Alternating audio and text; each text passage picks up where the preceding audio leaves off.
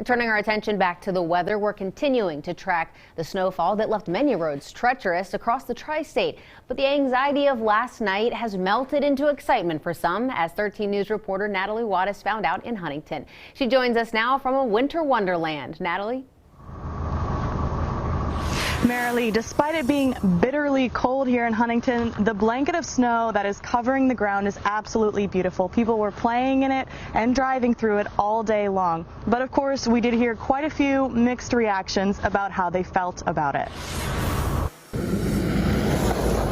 The tri-state awoke this morning to the first white Christmas they'd seen in a while. We haven't had a white Christmas in many years, so it's different. For some, the snow is a very welcome sight. I was like, whoa, this is a lot of snow. I just want to have a snowball fight and hit everybody with snowballs. For others, it's more of an obstacle. It has been horrible. I fell about 4 times in the snow. The city has been hard at work trying to keep the streets safe. We deployed crews around 4:30 yesterday. We had 5 crews out. They went from 4:30 p.m. till about 3 a.m. this morning. The effort shows most main streets in Huntington are relatively clear.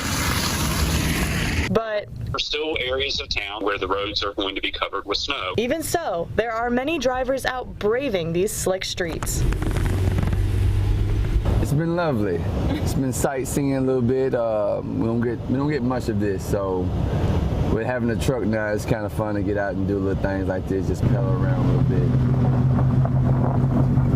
But before you go out to enjoy this beautiful snowy day, remember, just because the roads are being treated doesn't mean they're not still slick. They are plowing and throwing salt down where they can. We are mixing calcium with the salt because that does help somewhat, but when it gets this cold, road salt does have a limited impact. So use extra caution on the road and when out and about. But don't forget to make the most of this winter wonderland.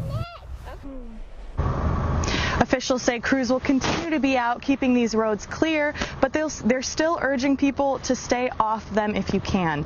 In Huntington, Natalie Wattis, 13 News, working for you. Natalie, thanks so much for that live report.